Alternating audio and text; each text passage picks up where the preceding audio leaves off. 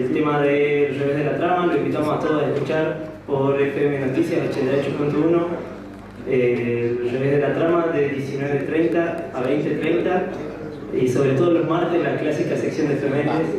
Todos tienen su kiosquito acá. Todos tienen su chivo acá. Bueno, pasamos entonces a la presentación de Jorge 20. Entre tantos conceptos, se podría decir en parte que la economía es una ciencia destinada a administrar la producción. El problema es que los que producen no participan en la administración. Quien administra lo hace de manera parasitaria, aduciendo falsamente que su beneficio es otro pilar de la economía.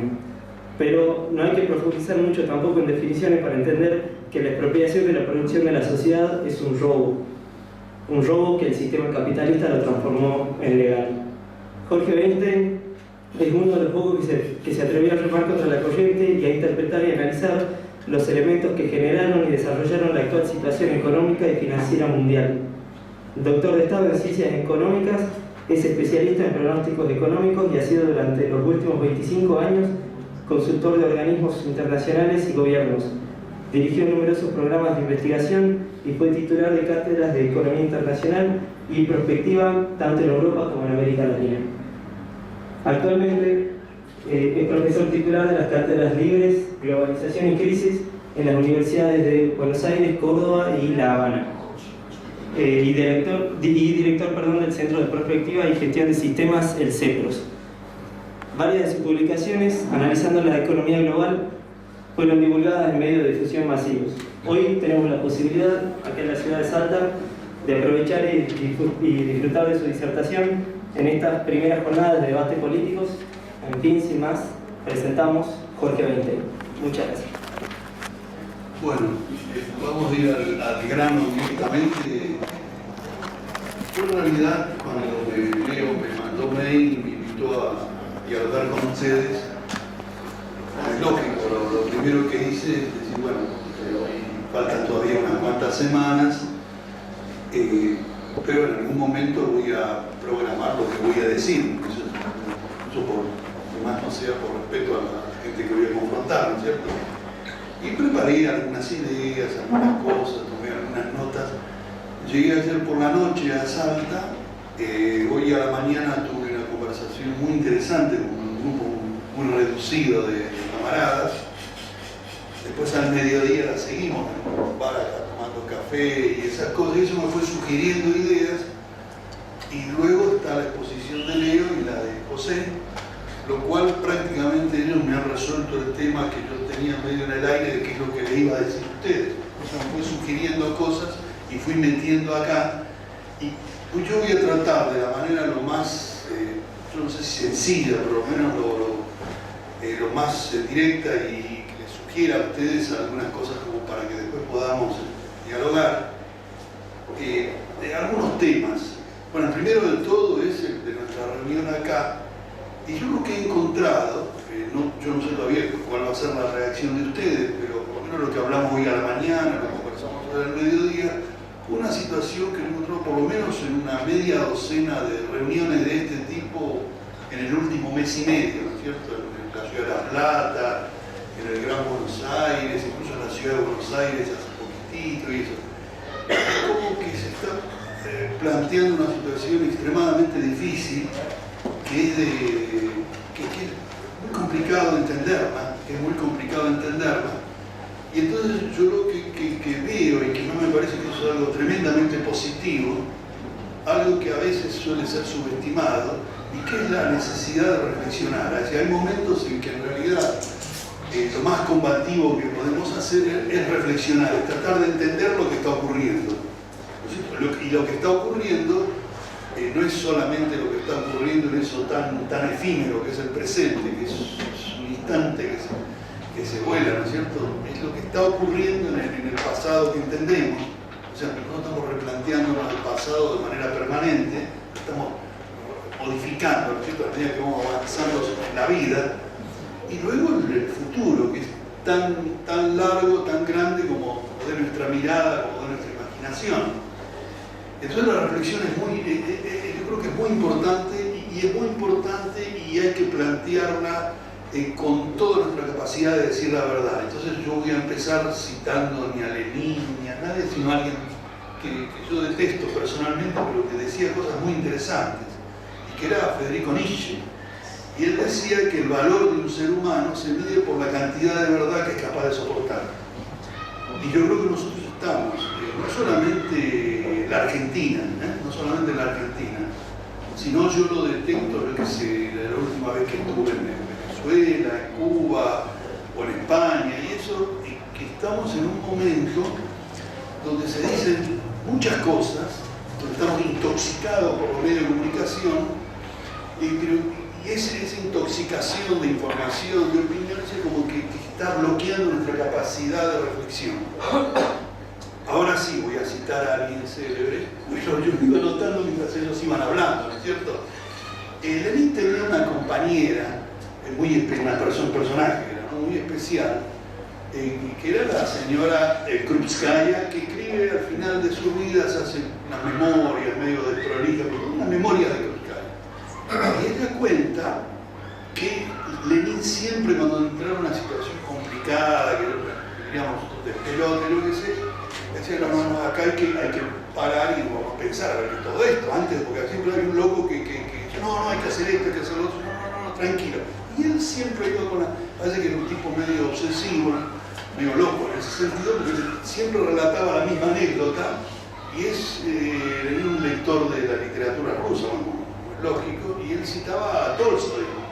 Y él relataba lo siguiente de Tolstoy, decía que estaban dos personas caminando por una calle, de noche, y había una lucecita a lo lejos, y se veía un hombre en una actitud muy ridícula, como arrodillado y moviendo las manos para un lado y para el otro, que eso uno imagina, eso ya lo digo yo, no lo decía Lenin porque parece que Lenin era como San Martín, que decía siempre frases serias. No, yo soy Lenin, puedo decir, yo diría, este desgraciado se está masturbando, ¿qué carajo está haciendo ahí en el piso? ¿No es cierto? Entonces Lenin siempre cuando lo jodían decía así, decía actitudes ridículas, y estos dos hombres se fueron acercando hasta el ridículo, se fueron acercando, y cuando se acercaron bien, vieron que este personaje ridículo estaba afilando un cuchillo. O sea que el tipo parece que no era tan ridículo, ¿cierto? No era tan ridículo. Y yo creo que estos son tiempos de reflexión, son tiempos de afilar el cuchillo. Y afilar el cuchillo no para cortar alguna porción de pizza o alguna cosa así, sino para cortar algo mucho más odioso, mucho más terrible, ¿no es cierto? Que es este mundo que está en una situación no solamente, yo diría, turbulenta, sino odiosa en todo el sentido de la palabra. Entonces, primera cuestión es esa, y la segunda reflexión, que también me sugería lo que decía Leo y lo que decía José, uno diciendo, bueno, la Argentina que se viene, y José más decía, la Argentina que es. Estamos en una muy confusa, porque la situación esta la estamos viviendo todos, y las interpretaciones son diversas y hasta a veces opuestas. ¿No? Uno dice, bueno, el mundo que se viene, y parece que el mundo que se viene es el mundo de los BRICS, es el mundo de, yo qué sé, va a haber un nuevo equilibrio mundial, donde en realidad el destino del capitalismo, y eso decía un amigo, colega, su respuesta era muy sintética y graciosa, parece que hasta hace por lo menos un año, ¿no es cierto?, que el futuro del mundo y que se iba a salvar el capitalismo gracias a China. Y él decía, sí, así es, señoras y señores.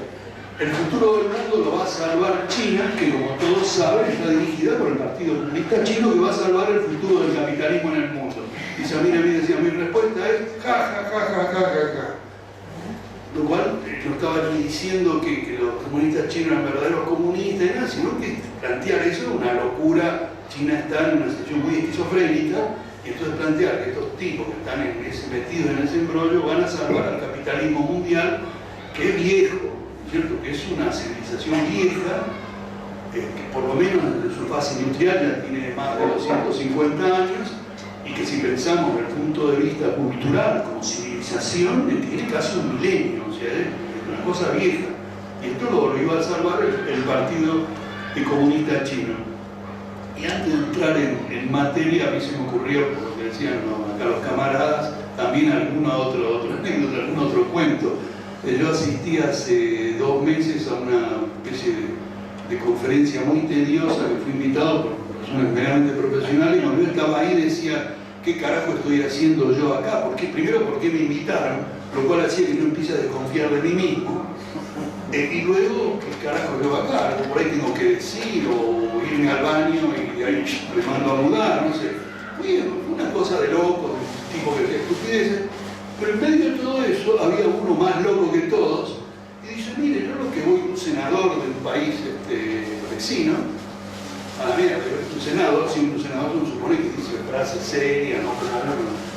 Y entonces te digo, no, miren, esto que están ustedes discutiendo acá, dice, a mí se me ocurre un cuento de gallegos. Dije, bueno, por lo menos va a amenizar la reunión, un cuento de gallegos. Dice, no, la situación es esta, dice, tren AVE, que va de tren de alta velocidad, que va entre Barcelona y Madrid. Dice, ahí los gallegos se encuentran. Dice, hola, ¿cómo le va? Dice, ¿y usted qué está haciendo? Dice, no, yo estoy yendo lo más rápido posible de Barcelona para Madrid. Ah, qué bien. Yo estoy yendo de Madrid para Barcelona. Creo que es extraordinario, creo que es la tecnología que podemos ir cada uno para un lado distinto en un mismo vehículo. Y yo creo que la situación medio se parece, porque como uno dice estamos yendo para acá, otro dice estamos yendo para allá, y en realidad ninguno de los dos puede demostrar bien hacia dónde están yendo las cosas, ¿no es cierto? Creo que esa es la situación donde aquí, por lo menos, cuando dice, bueno, ¿qué es la Argentina que se viene o qué es lo que está pasando y hacia dónde vamos? Inmediatamente uno piensa en la coyuntura, que en un mes vamos a tener elecciones, lo cual demuestra que somos un país maravillosamente democrático.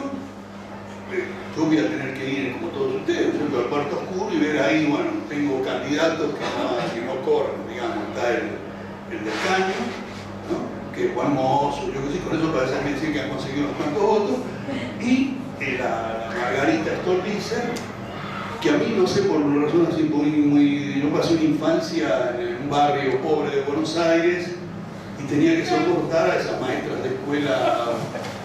Y a mí me hace acordar mi maestra de escuela de segundo grado, ¿cierto? Niño, los juegos de mano, juegos de villano, no le toques ese lugar a su compañerito de adelante, ese tipo de cosas, lo cual a mí me hacía hacer juego de mano, me despertaba todo lo que ella me decía que no había que hacer, ¿no es cierto? Y la escuela me dice, bueno, y después tenemos 3 candidatos, que yo digo, bueno, vamos a ver a quién votamos, ¿no? Tenemos democracia, entonces vamos a votar, y digo, bueno, pero estos candidatos, para mí, por lo menos, no sé, para ustedes no tanto la economía es importante, y yo digo, bueno, pero tienen asesores, porque francamente pensar que Scioli puede entender bien temas de alta sofisticación económica y Massa, ni que hablar, acaba de recibirse de abogado después de una brillante estudio que demoró 20 años en la Universidad de Belgrano, que como ustedes saben, la Universidad de Belgrano no tiene estudiantes sino clientes. Y para que un cliente tarde tantos años, sea o porque querían que el tipo pague la cuota, o porque tenían ciertas dificultades, o porque era un tipo tal vez terriblemente imaginativo que excedía a los programas, el tipo no le enfocaba ni una, y después, bueno, Macri, que bueno, ahora con la ayuda del teleprompter parece que el tipo puede hacer algún discurso un poco más organizado, pero a veces le vuela el teleprompter o no lo ve bien y una calamidad. Entonces yo digo, todo tipo está bien, somos democráticos, vamos a votar, pero tienen asesores. Y ahora a mí se empieza a armar esta confusión, porque digo, bueno, un lado está Redrado y la baña con, ¿cómo se llama? Con Massa. Bueno, mierda, esto es un liberal desgraciado, no, yo ahí no quiero saber nada. Pues vino Macri y ahí aparece Melconian, que no le va a haberse afeitado, está un poco más presentable, Esper, el otro Broda, yo mierda, digo, esto yo acá, no, porque me da dinero, yo vivo de un salario, de estas cosas, y el otro dice, bueno, entonces nos queda Scioli, que por lo menos es peronista, con el pueblo, estas cosas.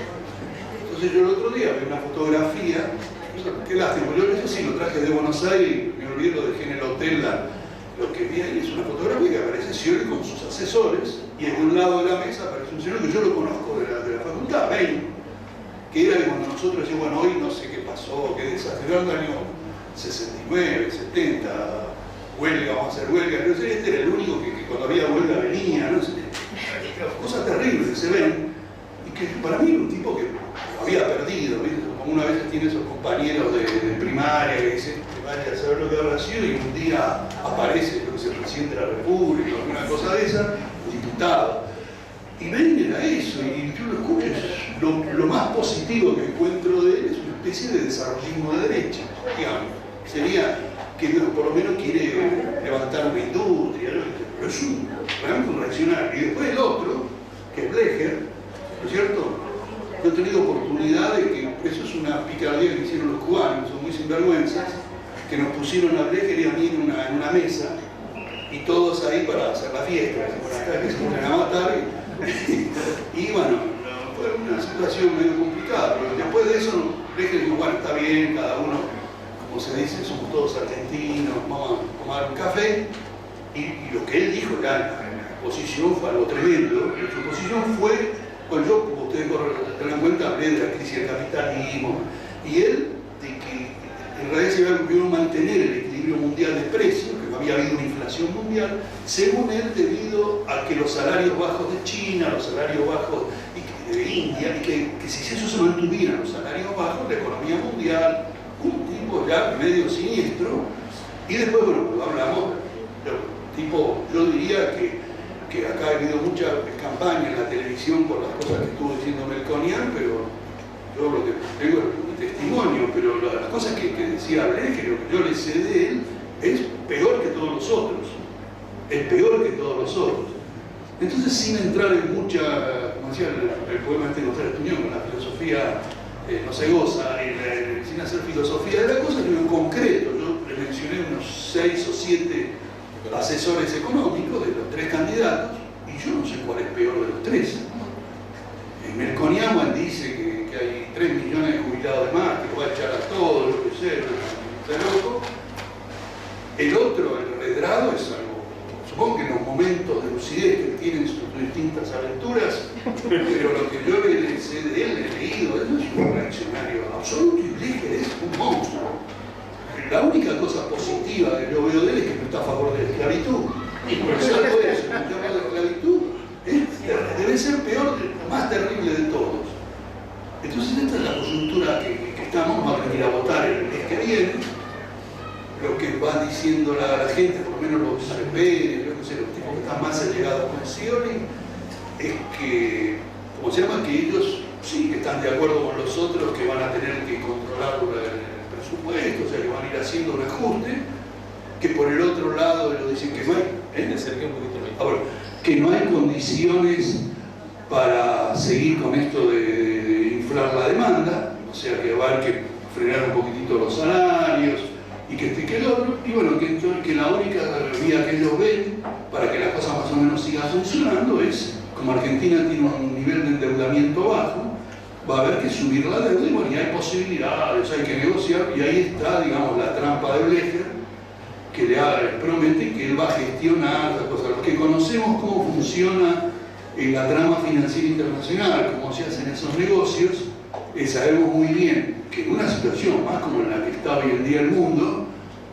ya le pasó a Scioli el anteaño pasado, cuando él quería resolver algunos problemas de la provincia de Buenos Aires gestionando créditos en Italia y en Alemania, y mandó ahí a sus delegados, a su contador personal, que ahora no sé si va a ser ministro o lo que sea, a pedir crédito, y los tipos le dijeron, bueno, no, primero hay que hablar con Hans Hugen que acá hay que hacer inversiones en la Argentina, hay que arreglar este tema. En Argentina, mire qué lindo está la tierra, qué lindo está el petróleo, está bien todo, pero hablemos todos los temas. Los tipos horrorizados volvieron sin un centavo, etc. Las condiciones van a ser muy duras, entonces viene todo el conjunto. Le va a decir, usted es mi viejo, usted me controla bien los salarios. Argentina, para ser competitiva, eso quiere decir yo tengo que ser competitivo si voy a invertir en su país, yo tengo que poner salarios bajos, y para que haya salarios bajos, no es cuestión solamente que decimos que era el salario bajo, aquí hay que achicar el presupuesto, 6%, 7% de desocupación no va, acá tenemos que tener niveles que lo han dicho en alguna reunión entre ellos, para que esto funcione tenemos que tener un nivel de desocupación ya de 2 dígitos. Para eso, bueno, hay que recortar gasto del Estado, hay que hacer toda una serie de piruetas que tiren abajo los salarios. Y ese entonces es este panorama al que nos enfrentamos, y yo ahondaría más la cosa antes de empezar a desdramatizar un poco, que eso lo voy a tratar de hacer, por lo menos por el plan que yo hablé, lo voy a tratar de hacer al final, de dramatizar un poco, o dramatizar positivamente, o sea, que es otra manera de ver la cuestión. Digamos, ver que esta situación, digamos, esta coyuntura argentina, donde estamos un poco oscilando entre un ajuste que se proclama un ajuste violento, que lo que propone Macri, vaya a saber lo que va a hacer, porque el loco según como le vayan armando es decir, primero va a tener a Durán Barba como asesor de imagen, pero apenas él sea presidente, Durán Barba va a pasar más bien a cumplir una función más que de asesor de imagen para ganar elección, digamos, de control mediático de la población, digamos, él lo va a ayudar en ese tipo de temática, ¿no es cierto? Y lo otro irá viendo ellos, el panorama que va a tener y las sugerencias que va a recibir son muy distintas de las sugerencias y presiones que puede recibir Scioli o Massa hay modalidades, hay cosas de uno y otro, pero va a ser más o menos la cosa. Y Scioli, con la ilusión, yo creo que la tiene él, esta es la psicología del personaje, de que él es vivo, que nosotros somos todos una masa de pelotudos, y que él es un vivo, que por eso llegó hasta donde llegó, porque es vivo, y que, como decía el general, la política es cosa de vivos, no es cosa de estos. Los inteligentes, eso es para otro tema, para curarlo cuando uno esté de alguna herida, o operar, lo que sea, inteligente. Pero otra política es para los vivos, y que como él es vivo, lo que va a hacer es un ajuste a cámara lenta, despacito, siempre con vaselina, despacito, haciendo el ajuste. Él lo que me parece que no sabe es que en primer lugar el mundo no lo manejan los vivos, el mundo lo manejan crápulas que son terriblemente inteligentes, es decir, una meritocracia, no cualquiera llega a manejar el Fondo Monetario Internacional, no cualquiera llega a manejar, yo que sé, un fondo como esos que manejaba, en parte lo sigue manejando, pero está medio retirado Soros, ese fondo de 20.000 millones de dólares, 30.000, eso no son vivos, son tipos terriblemente inteligentes. Y lo que el negocio que le arman es que se lo han armado, ya no sé, como 30 distintos, ¿no? Siempre le arman hasta Poroshenko también ahí en Ucrania para lo mismo. Bueno, está bien, tranquilo, usted primero agarre, después proclame y después vamos a conversar para que si somos todos democráticos, occidentales, no sé qué coño es eso. Grecia. Grecia. ¿El qué? Lo de Grecia. Lo de Grecia, no, pues bueno, Grecia, ni que hablar. Y yo lo decía, y lo voy a repetir, aunque parezca, ya que estamos, por lo menos yo quiero estar con ustedes en un plano de espontaneidad, de franqueza. Yo la única cosa que se me ocurría era una cosa terriblemente grosera y de mi barrio cuando era chico, que es caballero, ¿qué está haciendo usted? Puede tocar de acá para arriba, pero no me toque para abajo. Caballero, la puntita, nada más. ¿No? Y Scioli, lo que le va a ocurrir es que va a empezar, y lo que va a haber es que a los 2 o 3 meses, bueno, van a empezar los conflictos sociales. Cuando empiezan los conflictos sociales, la derecha lo va a ver más débil y le va a apretar más la cabeza, ¿no? Es que como que lo vean así, no, ahora usted tranquilo. No, ahora queremos todo, porque ahora desgraciados lo tenemos más agarraditos, como lo que le están haciendo en Brasil. En Brasil, Lula, Dilma y todos ellos decían, no, frente a esta que hemos ganado por poco voto las elecciones, que además la derecha nos quiere destituir, entonces nosotros lo que vamos a hacer es poner al señor Levy de ministro de Economía, vamos a manejar la cosa con un programa de ajuste neoliberal. Entonces con eso ellos esperaban que el sistema, que los grandes grupos económicos y que el monopolio mediático, la red del globo y todo lo demás iba a ser simpático con ellos. Al revés, con eso ahora los quieren liquidar.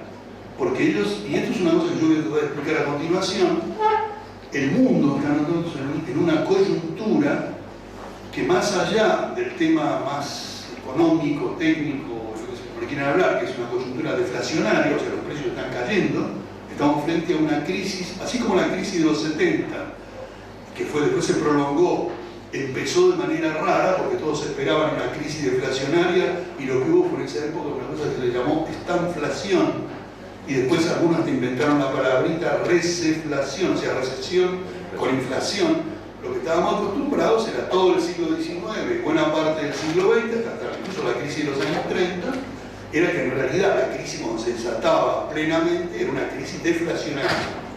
O sea, había sobreproducción, la sobreproducción producía un desborde de la oferta, frente a ese desborde de la oferta se derrumbaban los precios, se derrumbaban los beneficios, se cerraban las empresas, millones de desocupados, digamos, esa es la crisis, bueno, que describe Marx en El Capital, por ejemplo, esa crisis.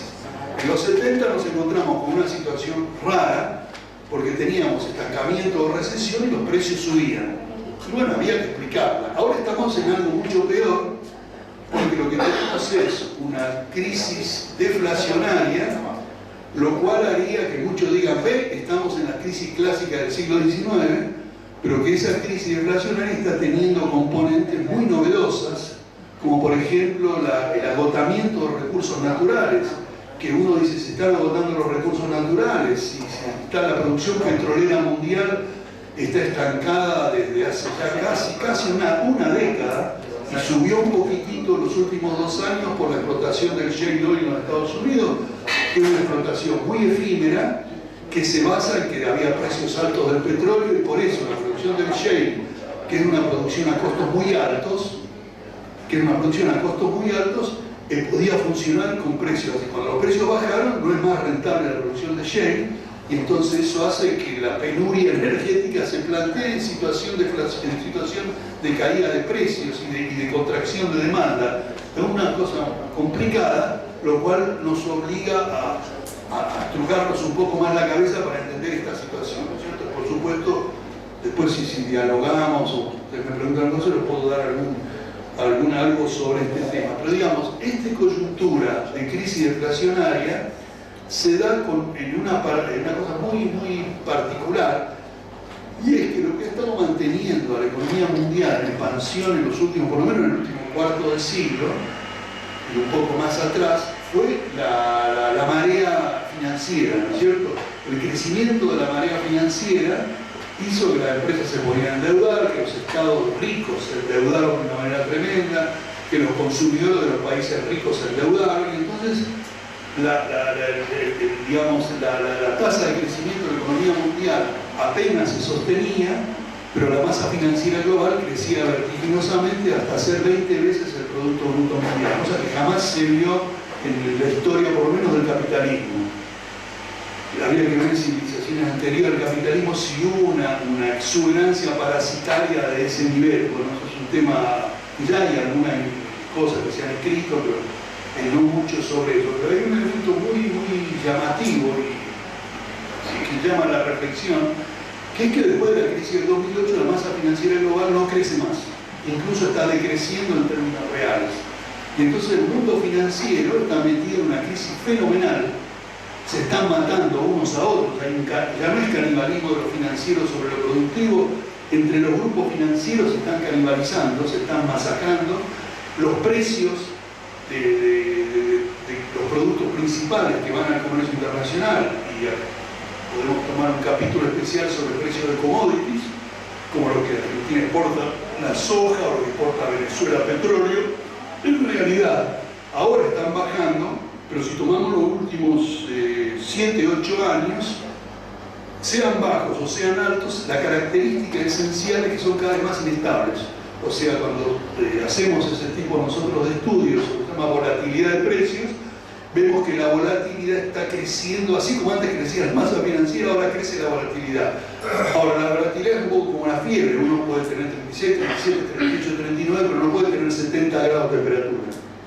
Hay un punto en que o bajó la fiebre y la cosa se reacomodó un poco, o el paciente se va para arriba, para abajo, no sé, según lo que haya hecho en la vida. Francisco ya nos dirá cómo le va a uno, ¿no?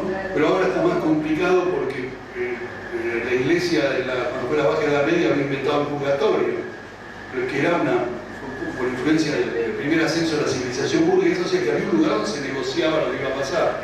Uno no iba ni al infierno ni al paraíso, y ahí más o menos se podían arreglar los tantos, pero ahora eliminaron el más purgatorio, O sea que o va para arriba o va para abajo, no hay otra situación.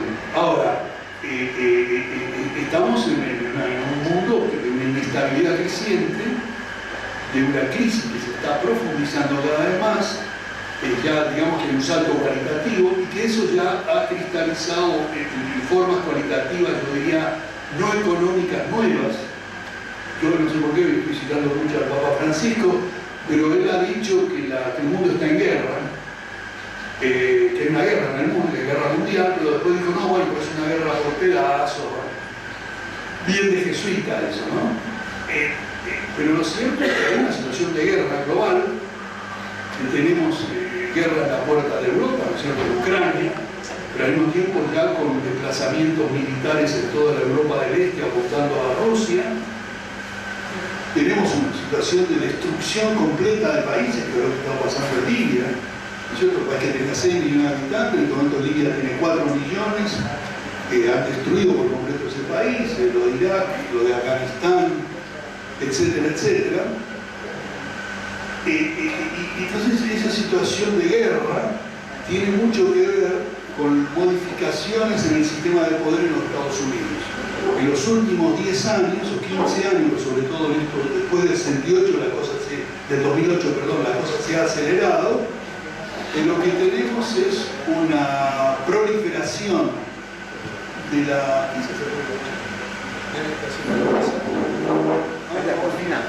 Sí. Bueno, igual escuchan ustedes, ¿no? Bueno, no solamente proliferación de guerras, sino lo que tenemos es una modificación sustancial de la doctrina de la guerra de los Estados Unidos y de Europa Occidental y de la práctica de guerra. Estamos en la era de la guerra de cuarta generación, donde se utilizan no solamente las fuerzas profesionales, pero fuerzas profesionales básicamente de destrucción de infraestructura y de aterrorizar poblaciones, y fuerzas mercenarias a una dimensión que no se la había visto desde los orígenes del capitalismo. Una de las cosas que trajo el capitalismo fue el fin de los ejércitos mercenarios y el inicio del ejército de los ciudadanos, digamos.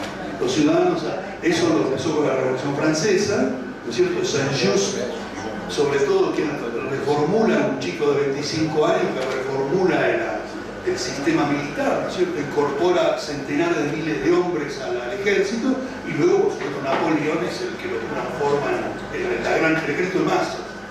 Y entonces hemos vivido 200 o más de ejércitos de masas, ejércitos de ciudadanos que iban a pelear por la patria, contra el comunismo, por distintas cosas iban a pelear los ciudadanos. Eso se ha terminado y lo que tenemos son que los ejércitos, tanto de Europa Occidental como de Estados Unidos, tienen todavía su sistema de profesionales, pero básicamente actúan a partir de pequeñas unidades de combate profesionales que son casi privadas por un montón de chiches que tienen alrededor. Y luego, por supuesto, cuando uno mira Irak, cuando uno mira Libia, cuando uno mira Afganistán, hay mayoría de tropas mercenarias sobre las profesionales.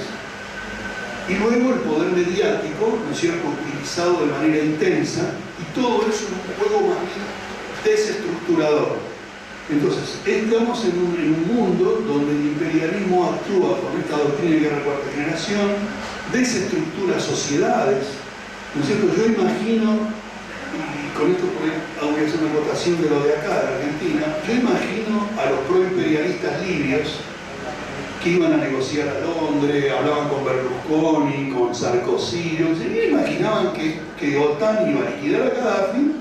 ¿Y qué liquidar Gaddafi se iba a establecer? Bueno, una colonia incluso habían preparado que sacaban la bandera de verde y volvían a la bandera de la época de la monarquía, ¿no es cierto? Que era una vergüenza, pero no importa, hacía la bandera de la monarquía y organizaban el país.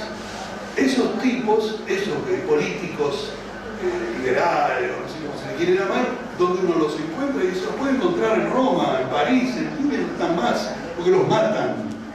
¿Y quién los mata? Bueno, mata en parte la resistencia y después los mercenarios, porque los mercenarios sociales, por las cuestiones de la Guerra Fría, que hubo en el pasado mucho mercenario libio que fue a Afganistán a pelear contra el comunismo internacional. Muchos eran libios desplazados de Libia, no es porque Gaddafi los mandaba, ¿no es cierto? Además hubo de yemenitas y de Arabia Saudita y todo eso, pero muchos libios que volvieron después como mercenarios de Libia Y estos tipos están con ciudades que han sido devastadas por los bombardeos y han ocupado las ciudades. Uno se apodera del petróleo y vende a $10 el barril, el otro secuestra y pide dinero. O sea, es una no sociedad, como lo es Irak, como lo es Afganistán, ¿no es cierto? Y como empieza a hacerlo, por ejemplo, México. Entonces esos burgueses que creían que era para ellos, no era para ellos. Ellos iban a cortar la cabeza también. Acá yo lo que creo es que Scioli, que Macri, que Massa, Federico Pinedo, no sé, todos ellos, más Macri por ahí que Scioli, porque Scioli se cree tan vivo que hasta va a engañar a los norteamericanos, pero digamos, nosotros dicen, bueno, volvemos al menemismo, al ultramenemismo, incluso alguien que a mí me lo dijo en un debate, y partidario de eso, ellos creen que van a volver al neoliberalismo. Incluso los kirchneristas dicen que se va a dar la restauración del neoliberalismo. Eso me hace acordar estábamos en Brasil en una mesa redonda donde estaba Metzaros, que es un húngaro, está medio mal de salud, entonces cuando los tipos se ponen así muy viejos y mal de salud, se transforman en sabios, ¿no? Entonces se levantó alguien en el público y le dice, maestro, usted yo lo amo, lo quiero, lo que sé, y como dijo Rosa Luxemburgo, socialismo o barbarie, todo bien. Y me dijeron, qué bien, qué bien. Barbarie en el mejor de los casos.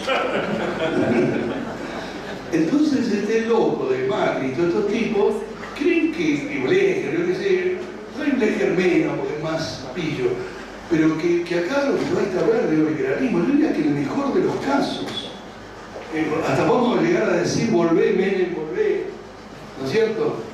Y yo me encontraba con un compañero de la vieja época y decíamos, che, qué buena que fue la dictadura de Onganía, ¿no? Porque realmente uno lo metían preso y venían abogados, yo qué sé, torturaban a mí mismo. Yo fui muy torturado en esa época de estaba la noche del presidente y yo estaba totalmente loco por la tortura porque uno estaba loco ya de antes y entonces los tipos me obligaban a descansar porque tenían miedo de que yo me muera.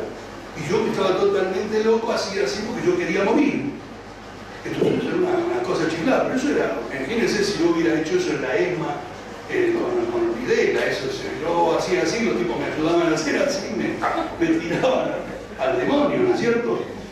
Entonces es esta situación que acá no vamos hacia el neoliberalismo, eso es un error garrafal. El neoliberalismo se está muriendo, lo que queda en la región del neoliberalismo se está muriendo, ¿no es cierto? Y lo que viene acá es, digamos, la mirada, por ejemplo, que tienen los Estados Unidos, nuestros países, no es de doctrina de la seguridad nacional, eso es para los abuelitos, que quedaban, ¿te acordás cuando no sé quién dijo tal cosa? Esto es la era de la guerra de cuarta generación. ¿Qué es la Argentina para estos tipos? La Argentina es la Pampa, en la cordillera donde hay oro, donde hay por ahí cobre, donde más arriba, o en la calle de esta zona para arriba, en Bolivia y Chile tenemos litio, ¿no es cierto? La reestructuración de la industria mundial del automóvil hacia el futuro va a depender del litio de Bolivia, de Argentina y de Chile, ¿no es cierto? ¿Y cuál es el problema? Y el problema es la gente. Todas esas cosas se pueden hacer sin gente o con poca gente. La población hoy en día para los Estados Unidos no es una población a la que hay que someter. Eso es doctrina de seguridad nacional. No, señor, hay que anularla. Entonces usted es hincha de Boca, yo lo decía el otro día, lo repito, a ver, usted es hincha de Boca, me parece bien, aquí tiene una Kalashnikov. Pero mire que el otro es hincha de River. Usted es hincha de River, otra Kalashnikov. Bueno, a divertirse, muchachos. Hay en algunos papers, está escrito, no es que yo lo estoy diciendo así provocativamente, está escrito, y se le llama eso la teoría de Hutu mata Tutsi, Tutsi mata Hutu. Eso por lo que ocurrió en África, lo que están haciendo con los chiitas y los sumitas, o sea, la población está además, hay que caotizarla. Los norteamericanos, al igual que nosotros los comunistas, están en contra de las instituciones burguesas de estos países. O sea, estamos los dos en contra, por distintas razones, evidentemente. Las instituciones burguesas son un estorbo para ellos. Primero, porque el nivel de ganancias que tienen que obtener, incluso con la legislación más reaccionaria, no se puede sostener. Y mínimamente, aunque uno tenga sindicalistas mafiosos, ese desgraciado mafioso va a aprovechar que es sindicalista y mafioso por ahí para presionar para algún aumento, alguna posición de poder. Acá el sindicalista mafioso tiene que hacer, bueno, en la Policía de Buenos Aires tenemos al Pata, ¿cómo se llama? El Pata Rodríguez, Pata Medina, ese es el que necesitan ellos. El Pata Medina va a salir a matar a los otros tipos. Entonces, estos idiotas creen que acá lo que va a venir el neoliberalismo, ellos se van a llenar los bolsillos. Eso es falso. Como es falso lo que cree, por ejemplo, un Capriles o esos tipos ahí en Venezuela, que creen que si liquidan a Maduro y todo lo demás, ellos van a volver al viejo régimen de Carlos Andrés Pérez. Eso se la creen ellos. A los norteamericanos lo que les interesa es el petróleo. Y después eso se puede sacar con poca población, inclusive sin necesidad de venezolanos. Pueden traer tipos de Libia, de otros lados, y a fabricar ahí, que como hacen incluso en Arabia Saudita, ¿no es cierto? Donde que sean tipos de Arabia Saudita nacidos ahí para la explotación. Entonces, la coyuntura global se está caracterizando por una profundización de la crisis, por una profundización de la guerra. O sea, eso que dice el Papa tiene razón, estamos en guerra. Y la visión que los Estados Unidos y que los países que Occidente, yo lo diría, pues Estados Unidos, Inglaterra, Francia, Alemania, digamos, ese cuatro, digamos, tienen desde la periferia, es básicamente una visión militar. Es una visión militar, no una visión militar en el sentido de control organizado de la población, sino de destrucción de sistemas periféricos para poder, a partir de allí, yo no diría reconstruir el capitalismo, porque no se trata para ellos, no, eso no es un tema que les interese demasiado, sino para poder mantener niveles de ganancia que se están derrumbando. O sea, no tenemos situaciones donde ya no solo las ganancias industriales, lo que se llama la tasa de ganancia en el sentido de la teoría clásica, ¿no es cierto?, de Marx, esa tasa de ganancia productiva que viene cayendo de hace muchos años y que ahora está ya muy baja, y que había encontrado un atajo con las ganancias financieras, las propias ganancias financieras están empezando a declinar. Entonces estos tipos necesitan bajar costos. ¿Qué costos pueden bajar? Bueno, costos básicos, algo de costo de mano de obra de sus propias sociedades, pero no mucho porque liquidan sus mercados. Básicamente producir una baja violenta de costos de recursos naturales. Nosotros somos recursos naturales, no somos seres humanos. Y entonces esta es la visión que ellos tienen, que es militar, que por supuesto que se corresponde a lo que ellos piensan como un proceso de reproducción de sus sistemas, que son sistemas de concentración de ingresos, de privilegios y todo lo demás. Bueno, en medio de todo este lío está la coyuntura latinoamericana, y yo me voy a referir ahora a algo sobre eso, que se caracteriza también por un poco el cuento gallego, ¿no es cierto? Porque uno dice, bueno, ¿qué va a pasar después de Dilma? ¿Qué va a pasar después de la Cristina? ¿Qué va a pasar después de Correa? Y ahí uno va sumando. Entonces, lo primero que uno piensa, bueno, después de eso vienen los neoliberales. Eso es evidente, o parece así. Ahora, y los países neoliberales, hay países neoliberales, México, Perú, Colombia. Los neoliberalismos estaban decadentes hace 3 lustros, se agravó en los últimos 10 años y se sigue agravando ahora. El esquema llamado neoliberal en Colombia se está derrumbando y está siendo reemplazado por algo, digamos, que todavía no está totalmente definido, que es estructurar un sistema de saqueo fenomenal de estilo lirio. En fin, eso es un poco toda esta economía que Colombia se está armando, de combinación entre la mega minería desestructuradora, ¿no es cierto?, y la gran agricultura de exportación, sobre todo agricultura energética, que no necesita prácticamente mucha gente, ¿no es cierto? Eso es un sistema económico que va a necesitar grandes desplazamientos de población, las ciudades, pase lo que Dios quiera, digamos, y México, ya saben ustedes cuál es la coyuntura, que realmente ya es lo que llamaríamos crisis institucional, es fenomenal, el descontento de la población es fenomenal, todo eso está siendo contenido por el sistema de terrorismo múltiple, ¿no es cierto? Los entretienen a la gente con esa locura, digamos, el temor a que salgo a la calle y un narco me mata, digamos, y que los narcos van en la televisión todo el día con eso, ¿no es cierto?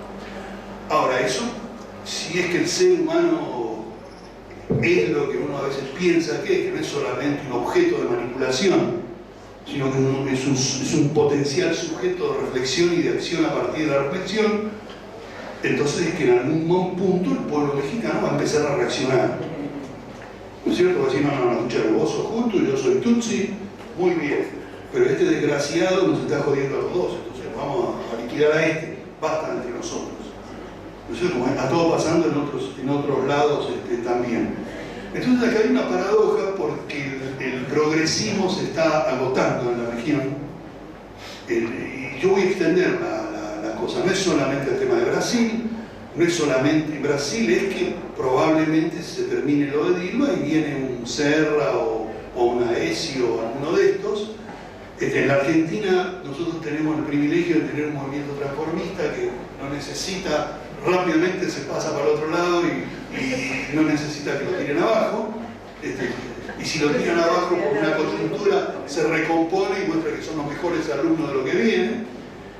Es también esta situación. Lo de Correa es realmente dramático porque yo he explicado hoy trataba de poner, incorporar eso en una reflexión que teníamos hoy acá con algunos de ustedes, de que la diferencia entre Correa y Evo Morales es que lo de Correa no fue un progresismo hecho a partir de una base popular extendida a toda la población, digamos, básicamente yo diría clase media urbana y campesina, sino que la llamada Revolución Ciudadana es un movimiento de reformas basado en las clases medias urbanas.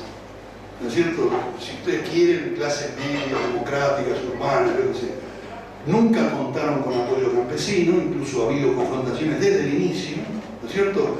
Y luego, en la medida de que la cultura de esta gente que tomó el gobierno en Ecuador, ¿no es cierto?, de Correa y su gente, que son desarrollistas, progresistas, son eso los llevó a ellos rápidamente, no solamente a confrontaciones con campesinos, sino confrontaciones incluso con sectores asalariados urbanos, y ahora está en un sándwich, porque está por un lado que los sectores más feroces de la burguesía, además de los Estados Unidos, digamos, lo que quieren es terminar con esa farsa y listo, ahí hay petróleo, hay unas cuantas cosas para sacar y se acabó la historia. O sea, quieren instalar un sistema de terror fascista o neofascista, digamos, fascismo del siglo XXI.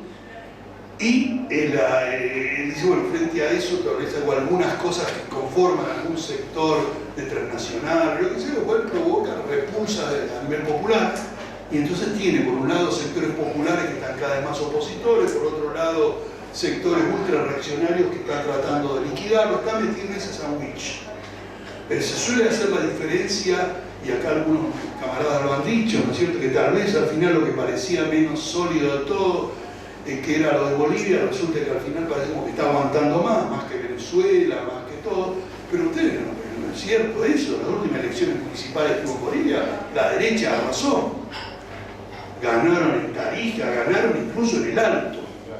Y en el Alto, imagínense, no puede ganar un tipo con la cara mía. En el Alto ganó una señorita o señora, no sé, en ningún lado. Por eso, con cara ya aymara, que habla aymara, que es aymara, y que es bien burguesa, bien reaccionaria, y del partido de Doria Medina, que es un empresario reaccionario de la derecha más podrida. Lo cual, a discusiones que en una época teníamos con camaradas de Bolivia, yo qué sé, cuando algunos decían, no, esto es revolución cultural, vos con estos planteos marxistas no, estás loco, porque la cultura, el indigenismo, la colonialidad, ¿no? que va, incluso en Argentina, que viví hace mucho en Brasil, yo tuve una amiga que nos matamos en una mesa redonda, que dice, no, dice, porque la esperanza, dice, en Argentina, es que se han hecho pruebas que demuestran que el 70% de la población tiene sangre, combinaciones, o no de sangre originaria. No, por ahí puede ser. Yo empecé inmediatamente a ver el árbol genealógico de mi familia. Uno dice, bueno, la tapia en mi casa me era muy alta, o sea que vos vayas a saber lo que estuvo pasando por ahí, ¿no? No se mete en eso. Pero yo lo que le dije, mirá, yo no sé si lo tuyo será cierto o no será cierto. La relación entre la sangre y las ideas, yo la última vez que escuché que hubo una polémica, eso fue en los años 20, ninguna tesis que triunfó en Alemania que decía exactamente lo que vos estás diciendo. Superioridad de... Claro, que la sangre determina, ¿no? Lo cual quiere decir que estamos jodidos porque yo, si me van a hacer una transfusión, yo quiero ver qué desgraciados me están poniendo la sangre. Salgo y me afilio al partido de Macri, ¿no? Una cosa de la locura. Usted también habló de la sangre. ¿Cómo? El gobernador de acá también dijo la misma sangre. La sangre, ¿no? Por el derecho. Es una locura. Y para eso existió la Revolución Francesa, tantas cosas que, claro, la Revolución Burguesa no son tan malas porque estableció el derecho del suelo sobre el derecho de la sangre, ¿no es cierto?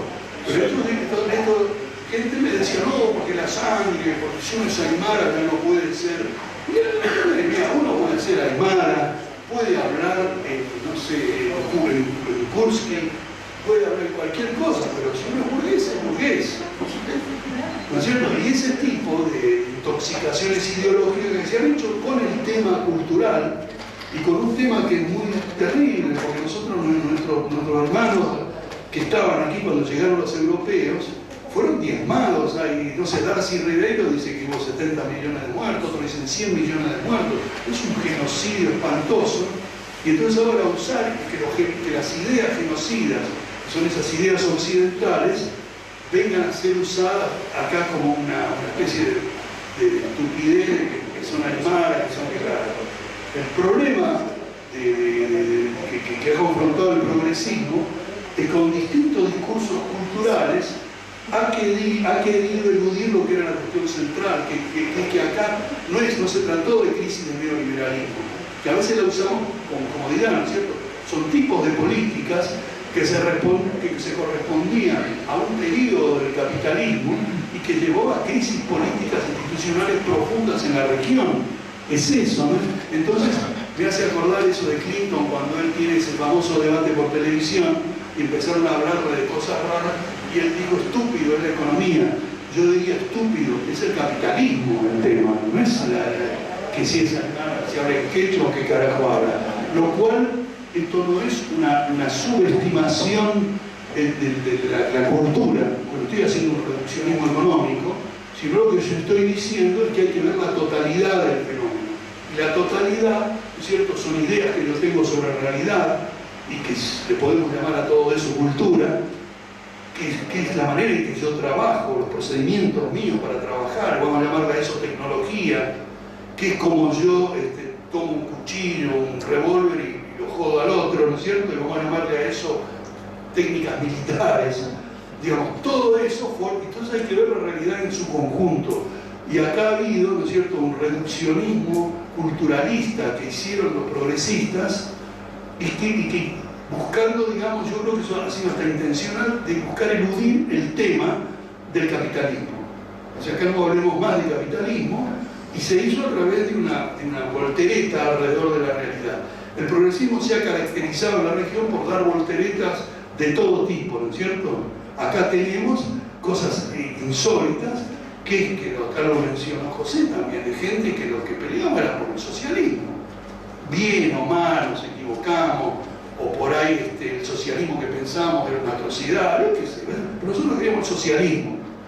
Entonces nos pasa que somos unos pelotudos porque nos homenajean, ahora se homenajea, todos se hacen homenaje por todos lados, pero ¿a quién coño le están haciendo el homenaje?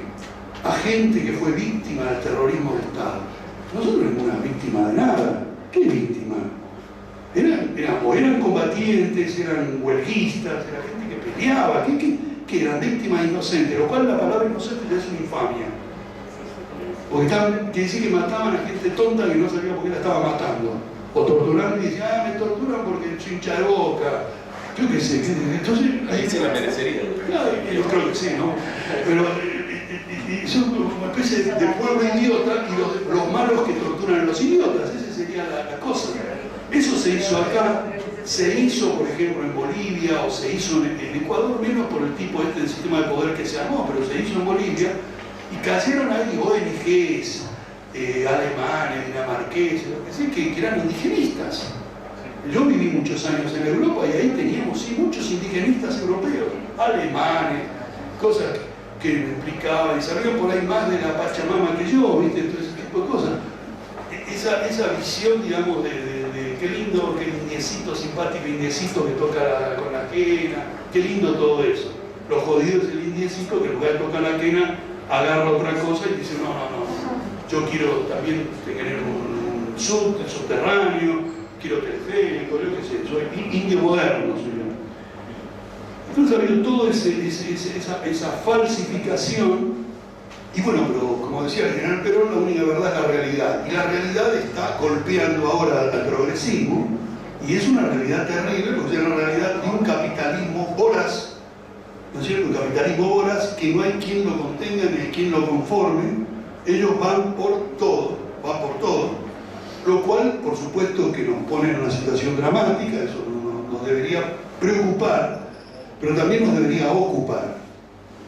Y eso yo creo que nos plantea una cuestión, digamos, yo diría, para algunos puede ser de una visión pesimista, porque lo que yo estoy diciendo, pero no es totalmente pesimista, porque lo que nosotros estamos viendo ahora en el mundo es una crisis fenomenal del capitalismo, que ya no es solo crisis, es un proceso de decadencia. Yo digo decadencia porque cuando uno estudia el ascenso y caída de las civilizaciones, en realidad, salvo que venga otra civilización y los mate a todos, como pasó aquí en América cuando llegaron los españoles, las civilizaciones al decaer, el elemento motor de la decadencia es el parasitismo. Eso pasó en Roma, pasó en Egipto y en China, yo qué sé. La historia de las civilizaciones es la historia de cómo esa civilización termina por reproducirse, reproduciendo dosis crecientes de parasitismo, y cómo el parasitismo termina liquidando esa propia civilización. Entonces, yo diría que lo que estamos viendo es precisamente esa situación donde el parasitismo está operando como un gran destructor del capitalismo. O sea, el capitalismo, para poder reproducirse, necesita reproducir el parasitismo, y el parasitismo, al reproducirse, hace que las tasas de ganancias sean cada vez más chicas, que los mercados se achiquen, ¿no es cierto? Que empieza a ponerse todo en una situación, digamos, caótica, una situación turbulenta muy grande, que empieza a escaparse del control incluso de los propios tipos que han armado esas cosas. Ahora, tomando algún punto, digamos, de nuestra situación regional, y inmediatamente vamos a la situación local, yo no sé si lo que yo les voy a dar ahora son informaciones, o más bien son informaciones en realidad deformadas, porque están motivadas por la reflexión que uno hace sobre lo que está viendo, ¿no es cierto?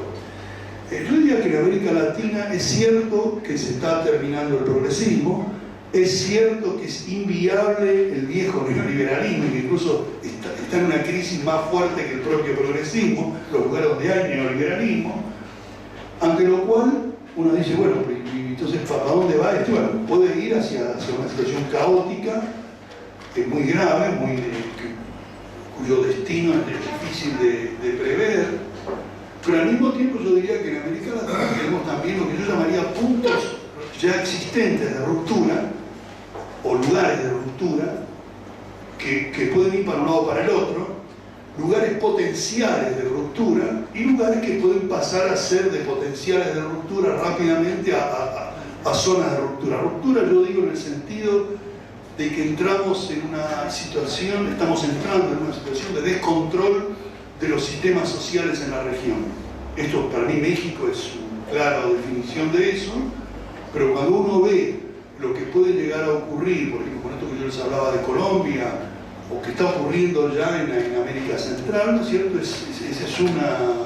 Y por supuesto que esa crisis profunda no es que va a despertar la rebelión de los pueblos, con lo cual vos estás diciendo cuanto peor mejor, y ese tipo de pavadas, sino que a fuerzas que existen en esos lugares pueden, digamos, dar el nacimiento a sistemas sociales, a procesos de cambio social, revolucionarios, que vayan más allá del capitalismo.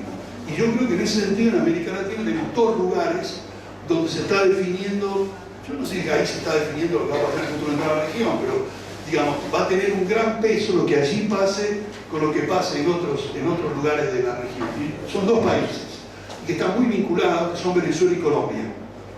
Para los norteamericanos, Venezuela es decisivo, Venezuela es la primera reserva mundial de petróleo. Ha dejado atrás a Arabia Saudita.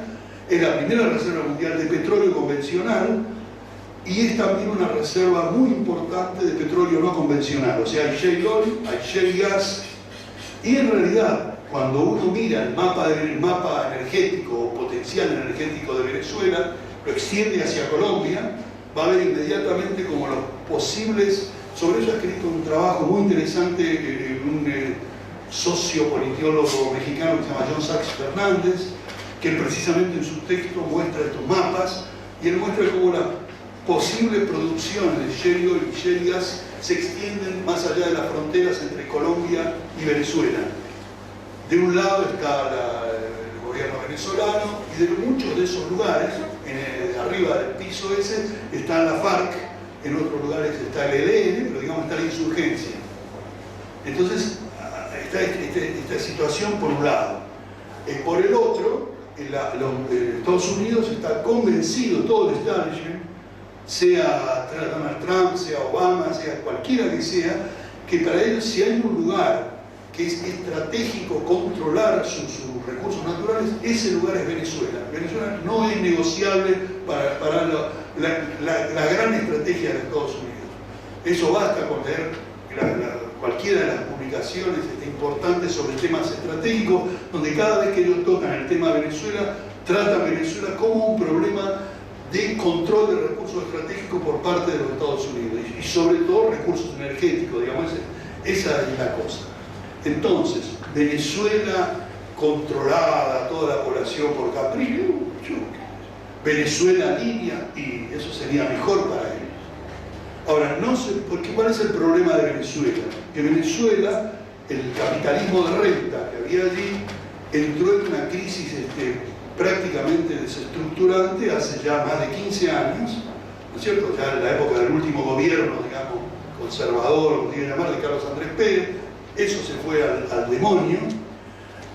Es cierto que la izquierda tradicional no era capaz de definir una situación, el hilo no se rompió porque parecía ser lo más delgado que en los movimientos sociales, el hilo se rompió por el lado de un sector, incluso uno diría el sector más detestable del Estado, que son los militares, por el lado de los militares, por condiciones muy específicas de Venezuela, pero que se repiten en Perú o en Bolivia. Hay una componente popular muy importante en esos ejércitos, ¿no es cierto? En el caso de Bolivia hay mucha población originaria metida en la Fuerza Armada Boliviana, pero en Venezuela eso también es así. La clase alta no le gusta ir a la Fuerza Armada. Es muy distinto a lo que nosotros tenemos en el Cono Sur, en Argentina, en Uruguay o en Chile, ¿no es cierto? Donde parte de la aristocracia iba a los cargos militares. Por ahí el hijo más tonto era el que iba, uno abogado, como decían, el científico médico, el que estaba así, yo que sé, cura, y el otro que andaba medio ahí, bueno, al ejército, ¿no es cierto? Pero en la clase alta, ¿no es cierto? Uno dice los Lanús, uno empieza a ver los apellidos, y a Sogaray empieza a ver las familias ilustres que han fundado este país, ¿no es cierto? Y lo han reventado bien. Ellos, no es el caso venezolano, eso fue la revolución de Chávez, y lo de Chávez fue dos cosas: el moronamiento del sistema institucional tradicional que existía en ese país, que era un sistema bastante corrupto, y por el otro lado despertó algo que estaba oprimido y dormido desde hacía, yo no sé, sería casi como 200 años. Yo diría que desde las rebeliones de Boves, y estoy pensando en el comienzo del siglo XIX, nunca había ocurrido nada parecido en esa sociedad, que había sido desestructurada, su cultura había sido pulverizada, habían tenido un país urbano viviendo de la renta petrolera, un desastre. Ahí se produce ese despertar de masas, que algunos lo comparaban al peronismo aquí en los años 40, pero incluso haciendo paralelos con lo de Bolivia, con la población originaria, pero es un fenómeno muy violento, porque son básicamente poblaciones urbanas que no existían y que empezaron a existir. Entonces, en Venezuela se da un juego muy complicado que hay que entenderlo, ¿no es cierto? Y hay que plantearlo tal como es. Chávez no fue ni nunca fue un Fidel Castro, ¿no es cierto? Chávez, si hay alguien, él decía que lo quería, que Fidel era su maestro, entonces, él tenía, y muchos lo dicen, una gran admiración por Perón, ¿no es cierto? A Chávez le gustaba jugar a los equilibrios, ¿no es cierto? Por la tradición cultural de ese país, de las fuerzas políticas, de lo que fue la izquierda, ¿no es cierto? Por muchas cosas, por propia formación de Chávez, ¿no es cierto? Y su grupo más reducido, ellos plantearon el tema del socialismo, pero en realidad lo que plantearon fue una transición al socialismo, con lo cual producían una heterodoxia desde el punto de vista de los viejos tontos ortodoxos, diciendo, acá eliminamos la revolución, porque la transición, el socialismo no es la transición, por lo menos así lo pensamos, el socialismo es la transición, y para entrar en esa transición se necesita hacer una revolución. Si no se destruye el sistema institucional dominante, si no se destruyen los núcleos centrales económicos de la burguesía, no se puede iniciar un proceso de transformación socialista. Lo que nos planteaba la revolución bolivariana venezolana era si se puede hacer un proceso de transformación desde el capitalismo al socialismo, gradual, incluso manteniendo lo que serían las rutinas decisivas de la institucionalidad burguesa, elecciones de parlamento, todo ese tipo de cosas. Por eso esto no es Cuba, y esto es una primera cosa a decir, pero por el otro lado, Chávez y todo lo que fue eso despertó a ese dormido que estaba durmiendo y hacía 200 años, ese pueblo, ¿no es cierto?, de los ranchitos, de todo eso, eso emergió allí, y es muy difícil que esa gente vuelva a la situación anterior. Entonces, ahí en Venezuela hay un impasse. Y el impasse es que es muy difícil restablecer la situación a la época de Carlos Andrés Pérez. Los norteamericanos no les interesa el tema, ellos saben que eso no se puede, y que entonces que más bien ellos piensan en un modelo tipo Libia, ¿no es cierto?, con desestructuración social, con mucho terrorismo disperso, pero los otros se van a defender, y estamos llegando, ¿no es cierto?, a un punto de definición que, por supuesto, que Maduro, que su grupo está tratando de eludir esa definición, ellos están buscando las vueltas para eludirlo, y entonces se elude de distintas maneras, pero el tema es que el paso, digamos, superador debería ser, si es realmente superador, darle un golpe decisivo a los núcleos centrales de la burguesía venezolana, que ahí está el origen de las carencias de productos, de la especulación y del movimiento de la guarimba y todo lo que se ha estado produciendo ahí. Esa es una cosa. Ahora, a eso se puede ir, porque el propio proceso desde arriba lo lleve, cosa que ya no pasó. Esa era la oportunidad que Chávez tuvo cuando fue el golpe de Estado, y él lo hizo, lo de Fidel, yo lo comentaba hoy. A Fidel, cuando le hicieron eso, que no, bueno, fue un golpe de Estado porque las Fuerzas Armadas no existían, ¿no?, pero fueron norteamericanos que le hicieron el ultimátum. Fue ahí cuando Fidel Castro, yo le comentaba hoy, en ese momento que le dijo, bueno, ahora te vamos a liquidar. Él no dijo, bueno, pero yo cuando estaba en la cuna leía El Capital, yo soy marxista-leninista, y se acabó la historia. La respuesta cubana fue, frente a la ofensiva del enemigo, pasar a una contraofensiva arrasante. Y entonces, gracias a eso, Cuba sobrevivió. Ahora, nunca se había visto en la humanidad un país, un piojito como es Cuba, sobreviviendo al imperio más grande del mundo de toda la historia, ¿no es cierto? Entonces, uno dice, bueno, esta dirección de Maduro probablemente no quiere ir a esa definición, pero los hechos lo están llevando, más allá de la derecha, los fascistas venezolanos, son los propios norteamericanos, bueno, que tienen un tiempo más allá del cual ellos van a tener que definir esa situación. Y la van a definir con lo que se puede decir. Solamente un ingenuo que las situaciones de cambio, de ruptura, se dan cuando están dadas todas las condiciones. Las condiciones, algunas están, otras no están, y hay que operar. Napoleón decía, hay que comprometerse y después se ve lo que se hace. Y ese es Entonces, ahora, el tema venezolano, para los norteamericanos se les complica, porque sí hay una arremetida contra el gobierno de Maduro y lo liquidan, o incluso si pierde las elecciones, cosa que es probable, incluso con eso es muy difícil hacer que usted piense que hay más de 100.000, por lo menos oficialmente, más de 100.000 bolivarianos civiles que tienen armas, buen armamento. Hay sectores del ejército venezolano que son radicalizados a izquierda. Yo tengo un trabajo en Venezuela, o en dos, uno lo voy a vender acá, que es comunismo nada, y el otro que es el comunismo del siglo XXI, Y el comunismo o nada, el título fue sugerido por ahora es ministro, digamos, por un militar venezolano. Y yo saqué después otro documento sobre el tema de la doctrina de guerra de cuarta generación y el prólogo que le hace este mismo militar y que él se define como comunista. No, o el socialista bolivariano, dice yo soy comunista. Y por eso pones. Entonces, ahora, esa es Venezuela, pero lo que pasa es que en Venezuela hay más de 3 millones de colombianos y la zona de mayoría de población colombiana es zona también de fuerte influencia de insurgencia colombiana. Y por el otro lado, que si hay que controlar la situación en Venezuela, es indispensable contar con el ejército colombiano, que es el mejor ejército que tiene América Latina. Entre policía militar y ejército regular tradicional son 450.000 hombres. Hay además alrededor de 50.000 mercenarios, los llamados paramilitares, que incluso han estado operando en Libia, en algunos lugares. Y esa fuerza operativa tiene un problema de retaguardia.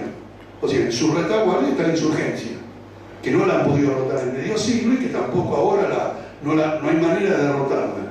Es una insurgencia muy afincada en el pueblo, que es cierto que no los ha podido liquidar a ellos, pero que a su vez no la han podido liquidar. Solamente la FARC, según el gobierno colombiano, cuenta con 10.000 combatientes.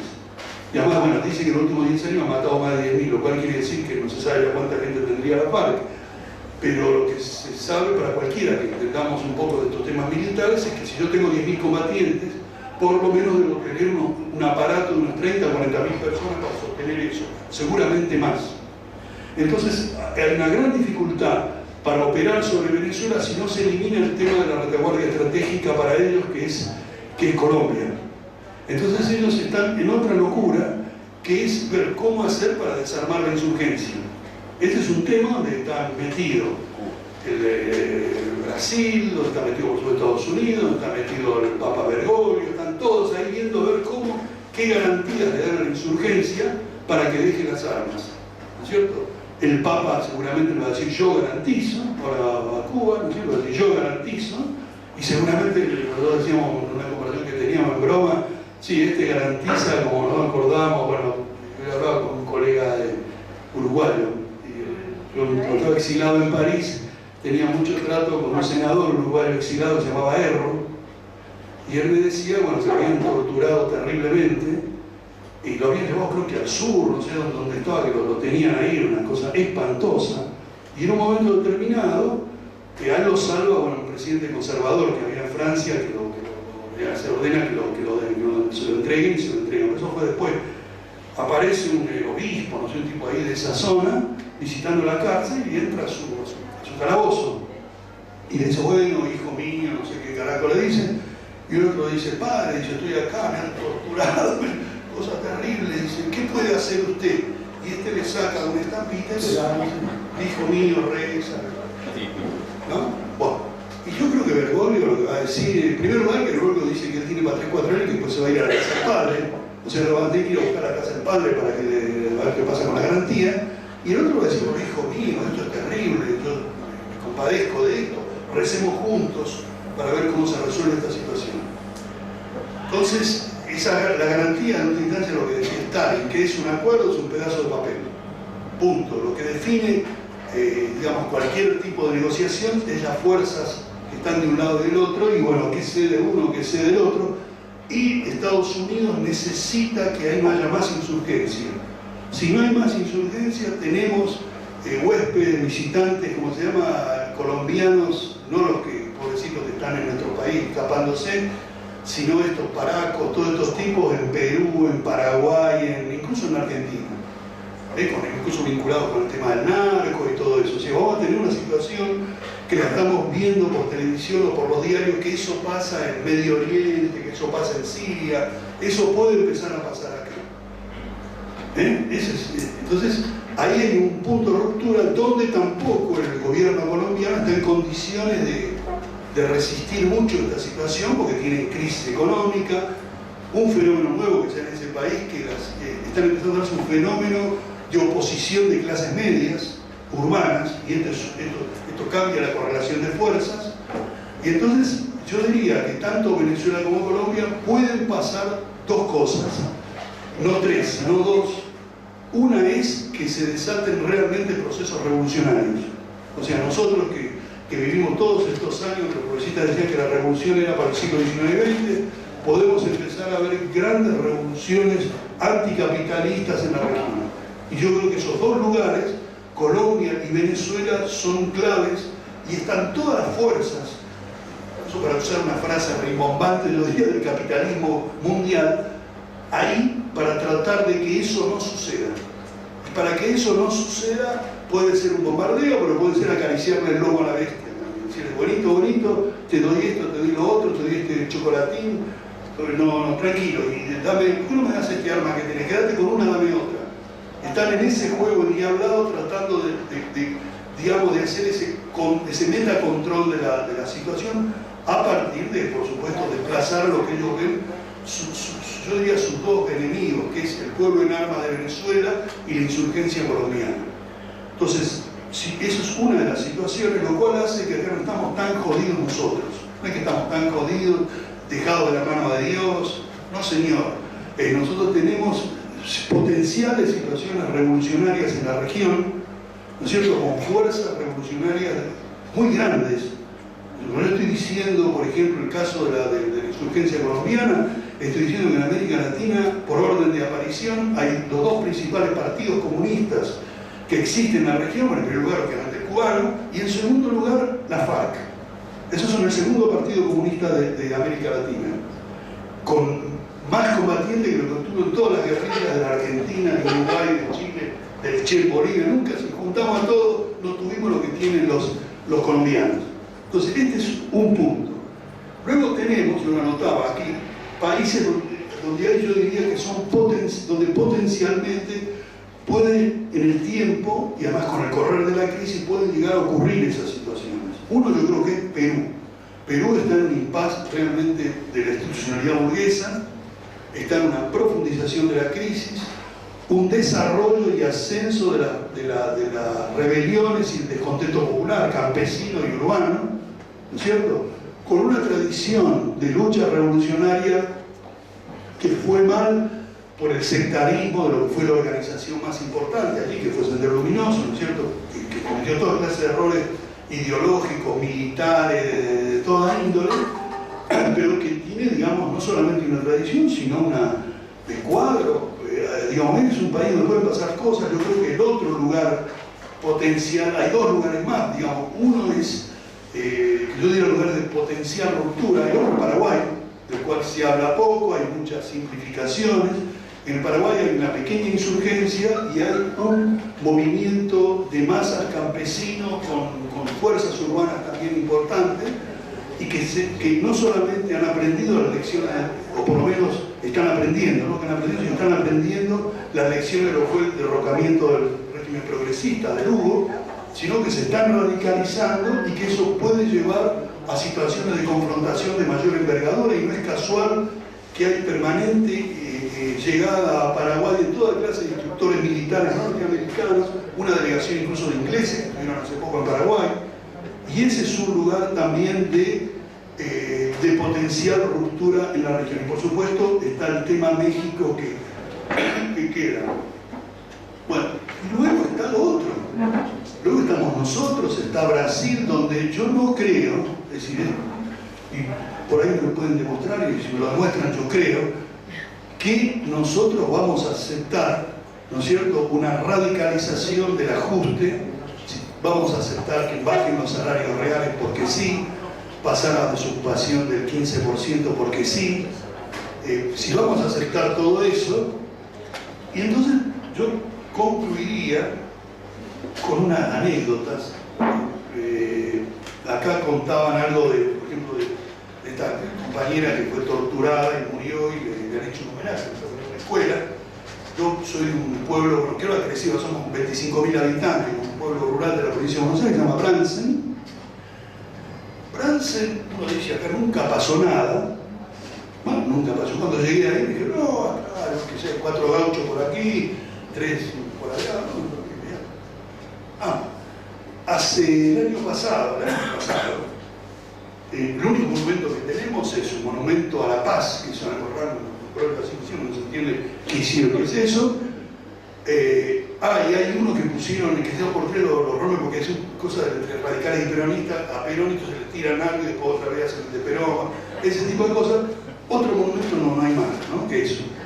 Entonces, pero hace un año y pico, y pasó precisamente a raíz de una, ¿cómo se llama?, de una escuela, mi compañera es profesora en esa escuela rural, que por una cosa que da la provincia de Buenos Aires, el Ministerio de Educación, que dice monografía de los chicos sobre la memoria, lo que pasó en la Argentina. Bueno, entonces en la escuela donde está mi compañera, una tipa que es la más hija de un comisario, es una tipa reaccionaria para que con eso se ganan no sé qué cosa, viajan no sé dónde ponen los chicos, y ella hizo que los chicos, entonces los chicos empezaron a indagar, empezaron a indagar en Bransen, los viejitos, los chicos, ¿qué pasó acá? ¿Qué pasó en la época de la dictadura? Y la verdad no me acuerdo, nadie se acordaba de nada, hasta que un viejito dijo, no, mirá, a la salida de Bransen, hubo una noche que empezamos a escuchar disparos, una cosa terrible, los disparos, y lo que después empezamos a enterarnos que eran unos chicos que los habían sacado de una cárcel en La Plata, cerca de La Plata, que los habían llevado y que los fusilaron a la salida de Bransen. A la salida del pueblo, ahí los fusilaron. A la mierda, ¿qué son estos? Y eso se los cuento porque después lo voy a ligar a la Ferniembro, dirán que tiene que ver esto con la Ferniembro. Entonces los chicos empiezan a indagar, la mujer esta no sabe qué hacer porque se están metiendo en un lío terrible, los chicos empiezan ahí, yo no hablo mucho de una cosa de mi pueblo, pero ahí nos metimos compañeras, todos los chicos, armamos un violento despelote. Entonces al final los chicos escribieron su texto que fue premiado, y ¿dónde dicen? Acá fue fusilado, entre los fusilados hubo uno que era Dardo Cabo. Dardo Cabo era un compañero que había estado, su padre había sido, y ahí vienen los miembros, su padre era un hombre de la resistencia peronista después del 55, un metalúrgico que se llamaba Armando Cabo, realmente un gran tipo, que después terminó vinculado, siempre estuvo con Bandor por problemas más que nada de amistad y eso, pero que no tenía nada que ver con eso, una buena persona realmente. Y ese tuvo un hijo que fue Dardo Cabo. Dardo Cabo empezó como nacionalista, digamos, incluso hasta de medio derecha, y fue el tipo, un chico muy honesto, muy buena persona, se fue radicalizando y al final terminó en Montoneros, lo terminan encarcelando, y hay un grupo de tipos, él estaba en el que llamaban, creo que el Pabellón de la Muerte, porque ya escuchaba a Anguita hablando que él había estado en ese mismo lugar. Entonces los sacan, los llevan hasta ahí, hasta las afueras de Bransen, y los fusilan a todos. Bueno, hoy en día uno sale de Bransen y va a ver un monumento en homenaje a Dardo Cabo.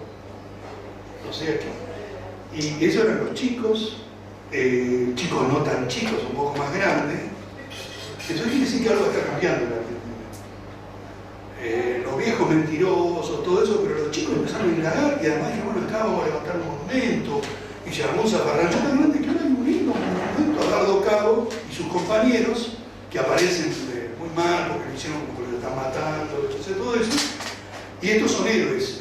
Ese pueblito rural donde yo vivo por primera vez tiene héroes, no tenía nada, ahora tenemos héroes. Esos héroes son héroes de nuestra insurgencia. Nosotros hicimos insurgencia, nos aplastaron, eso es verdad. Pero yo retomo, por eso que yo hablaba de este tema de Freud, había hablado también eso con algunos camaradas, de Freud arroja un concepto que es muy interesante en la psicología social, que es el concepto de la latencia. Dice que hay ideas, hay formas culturales que parecen sepultadas por 500 años y que después reaparecen. Acá no son 500 años, han sido unas cuantas décadas, y yo lo que veo es que hay chicos que han perdido el miedo. Se acabó el miedo para estos chicos, acabó varias generaciones con miedo.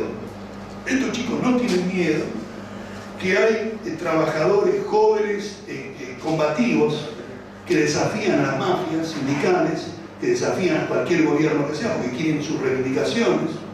Hay pobres que han aprovechado la caridad cristiana del gobierno kirchnerista para cobrar alguna asignación y algunas cosas, y con esa platita han podido colonizarse y crear algunas formas sociales de lucha. En muchos, no sé en Salta, pero por ejemplo en provincia de Buenos Aires y un poco en la zona pampeana, hay gente que está armando sindicatitos y cositas en disputa con el sindicato mafioso que es la UATRE, y eso es la gente que está peleando. O sea, hay trabajadores que están peleando por sus reivindicaciones en condiciones muy duras, hay chicos que han perdido el miedo, ¿no es cierto? Y fenómenos que no eran pensables en otro momento, es que ante esta situación, digamos, de una sociedad burguesa que por un lado, esto que decía acá José, me pareció bien, las dos caras, que pone la cara progresista simpática y después el otro. Entonces, que chicos que no son tontos, que empiezan a reflexionar, gente de izquierda, y dice, ¿yo por qué tengo que votar a Scioli y al otro? Entonces votan a la izquierda reformista. En la Argentina el vacío político, incluso producido por la catástrofe ideológica del Partido Comunista, ¿no es cierto? Lo que eran grupos marginales de izquierda que no tenían nada, de pronto un día se encontraron que lo votaba 500.000 de personas. Yo digo que el Chico y Castillo, estos tipos todavía no deben poder creer, ¿no? Es decir, ¿cómo puede ser? Y además decía algún error cometido, bueno, entonces, si ya subo más de 10, decían, es porque no estamos. Bueno, ahora sacan más de 1 millón de votos. Son votos reformistas, no son votos que estén implicando un desafío total integral al sistema. Pero digamos, es gente que dice, no, yo de estos partidos que saben, no, yo lo voto de estos que hablan contra el capitalismo. Aunque son chantas, son chicos simpáticos, no importa, yo les voto a estos. Entonces a mí me parece que la cosa no está tan jorobada en la Argentina, yo no la veo tan jorobada. Yo veo que hay espacios de pelea en la región, puntos de ruptura, definición, y hay espacios de desarrollo posibles en nuestro país. Todo es cuestión de ponerse a trabajar, yo creo que nada más que eso, ¿no es cierto? Y sobre todo hay una cosa que es decisiva, que ha sido, digamos, con eso concluyo, que ha sido aplastada estos años con todo este tema de que los que se alegran con las fuertes crisis son unos catastrofistas irracionales o este tipo de cosas, ¿no es cierto? Yo era una cosa que me habían invitado en Venezuela y después me hicieron un video, que yo te pasé a vos el link, un chico norteamericano que está ahora revolucionario, que está ahí en Venezuela en ese programa, él me pregunta y me dice, bueno, pero hubo un momento que cuando estalla la crisis, yo qué sé, Marx, la mujer de Marx, esposa de la compañía de Marx, escribe, no sé a quién, ahora no me acuerdo, que Marx estaba muy contento que estalle toda esa crisis, aunque eso lo perjudicaba a él personalmente porque los que lo tenían que pagar parece que no lo pagaban. Entonces la mujer escribe que dice que el Moro, porque le llamaban el Moro, dice que está como nunca antes había estado tan contento, tan alegre, escribe, habla, lo que sea, y en realidad está con el bolsillo vacío. Bueno, yo lo que contesto son dos cosas. Primero, que Marx nunca tuvo el bolsillo lleno, digamos, una cosa que era el tipo que andaba ahí siempre viendo cómo sobrevivir. En segundo lugar, que los progresistas, estos no son un invento del siglo XXI. En la Europa del siglo XIX, contemporánea de Marx, había también progresistas, que era gente que se horrorizaba por las crisis, porque las crisis eran terribles. La gente que quedaba desocupada, fábricas que cerraban, todo eso. Y entonces uno decía, qué desgracia, todo esto que está ocurriendo. Y este Moro, este sinvergüenza, se ponía contento. Ahora, ¿por qué se ponía contento este tipo? Porque era un optimista absoluto. Y él consideraba que la ruina de la clase dominante, la ruina del capitalismo, traía la esperanza, no la certeza, porque uno nunca está seguro de nada, pero la esperanza de la revolución de los de abajo, la revolución de los proletarios, ¿no es cierto? Y la posibilidad de sacarse de encima el capitalismo. Entonces, esa situación de crisis profunda, cuando aparecían, Marx se ponía terriblemente contento porque era terriblemente optimista. Y hubieran dicho, usted es un catastrofista, usted ahora hay que ponerse triste porque hay crisis. No, yo creo que la actitud nuestra debería ser de una gran alegría por la profundización de la crisis global del capitalismo y ya elementos de certeza, como son todas estas cosas que les he descrito, cosas que están ocurriendo en América Latina, donde el destino no se juega entre progresismo y neoliberalismo. Acá al final lo vamos a encontrar los dos enemigos nos vamos a terminar encontrando, y la cuestión es entre el capitalismo y los anticapitalistas. Ahí va a estar la pelea. Y nosotros por ahora, algunos estamos afilando el cuchillo, ¿no es cierto? Otros ya lo tienen acá bien metidito el cuchillo y ya están viendo a quién van a degollar, ¿no es cierto? Hay distintos puntos en América Latina. Pero me parece a mí que vamos hacia esa confrontación y que yo creo que como nunca este es el momento histórico de la reflexión, pero también del comienzo de la organización de los revolucionarios. Los revolucionarios se tienen que empezar a organizar en la Argentina. Organizarse desde donde puedan organizarse, de las organizaciones en las que estén, de las organizaciones que pueden crear, ¿no es cierto? Y cuando estoy hablando de organizaciones revolucionarias, hablando de revolucionarios, yo estoy hablando sobre todo de la articulación y de la articulación en cuyo corazón debería estar, para que la cosa sea, el emprendimiento sea exitoso, la organización madre de los revolucionarios, que es la organización de los comunistas. Eso es decisivo, si no estamos fritos. Nosotros no tuvimos eso en los años 60, 70 en la Argentina. Nosotros éramos chicos que queríamos pelear contra el capitalismo, que salimos a pelear, y lo que teníamos era que lo que había tenido que ser la organización que organice eso y que diga, no, mira, ahora no hay que asaltar este cuartel, ahora lo que hay que hacer es ir a tirar volante allá, ahora no vayas a tirar volante allá, ahora sí anda a asaltar ese cuartel. Eso es la organización revolucionaria, nosotros no la tuvimos, y yo creo que esa es la cuestión central por la cual nosotros, cuando se dan muchas condiciones en la Argentina, y además la historia lo demostró, que la Argentina con los militares no entró en una armonía económica, sino que entró en una vorágine de crisis terrible, ¿no es cierto? Bueno, esto ahora me parece que si hay una lección del pasado es esa, y yo diría que la exigencia de la hora es una exigencia de reflexión y de organización. Punto.